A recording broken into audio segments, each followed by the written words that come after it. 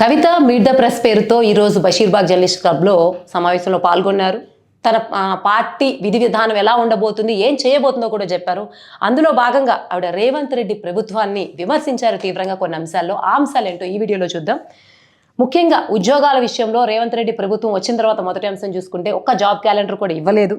రెండో విషయం వచ్చేసరికి ఫ్యూచర్ సిటీ అంటున్నారు. అంటే ఇప్పుడు ప్రెజెంట్ సిటీని బాగు చేయకుండా అసలు దాన్ని ఆయన ఫ్యూచర్ సిటీ మీద చేసిన స్ట్రెస్ చూస్తూ ఉంటే ఫ్యూచర్ లేని సిటీ కోసం చేస్తున్నారేమో అని రేవంత్ రెడ్డి ఎంతో ప్రతిష్టాత్మకంగా తీసుకున్నటువంటి ఫ్యూచర్ సిటీని విమర్శించారు.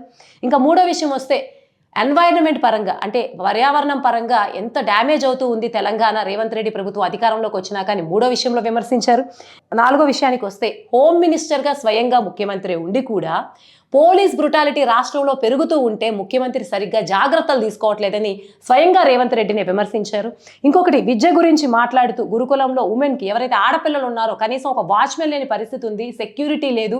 సో ఇక్కడ కూడా విద్యాశాఖ మంత్రి మళ్ళీ రేవంత్ రెడ్డి అలాగే విద్యాశాఖలో జరుగుతున్నటువంటి అనేక అన్యాయాల గురించి చెప్తూ రేవంత్ రెడ్డి ప్రభుత్వం ముఖ్యంగా విద్యాశాఖలో ఎట్లా ప్రవర్తిస్తున్నారని దాని గురించి విమర్శించారు. ఇంకొకటి వచ్చేసి 5 పాయింట్ మహిళలపై అత్యాచారాలు పెరుగుతున్నాయి, కుల వివక్ష మీద కూడా చాలా జరుగుతున్నాయి. వీటి గురించి కూడా రేవంత్ రెడ్డి పట్టించుకోవట్లేదు అన్న విషయం మీద విమర్శించారు. తర్వాత కమ్యూనల్ వైలెన్స్ అంటే గుళ్ళు కానీ ఏవైతే మతపరమైనటువంటి ప్రదేశాలు ఉంటాయో వాటి పేరు మీద వాటి ముందు దాడులు జరుగుతుంటే ఎందుకు ఈ ప్రభుత్వం పట్టించుకోవట్లేదని ఇంకో విమర్శలు ఏవదీశారు. ఇకపోతే last but not the least HYDRAA గురించి కూడా ఆవిడ విమర్శించారు. అంటే ఒక పేరు కోసమో దేనికోసమో ఫస్ట్ కోలగొట్టించడం ఇదంతా చేయడము, తర్వాత ఏదైతే అదైందని చెప్పేసి పట్టించుకోకుండా ధోరణిలో ఉంటున్నారు. ఏమైతే ఏదైంది తర్వాత ఫ్యూచర్లో చూసుకుంటున్నాం అనేటువంటి ధోరణి కాంగ్రెస్ ప్రభుత్వంలో కనిపిస్తుందని కూడా విమర్శించారు.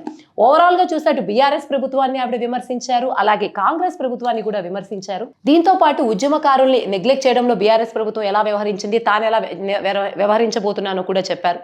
సో ఇన్ని విమర్శలను విమర్శించిన కవిత మళ్ళీ రేపు పార్టీ పెట్టిన తర్వాత వీటన్నిటి మీద ఏమాత్రం జాగ్రత్త తీసుకుంటారు, అసలు అధికారంలోకి వచ్చినా రాకపోయినా దీని మీద ఎటువంటి కాన్ఫిడెన్స్ ప్రజల్లో కలిగించగలుగుతారన్నది వేచి చూడాల్సినటువంటి విషయమే.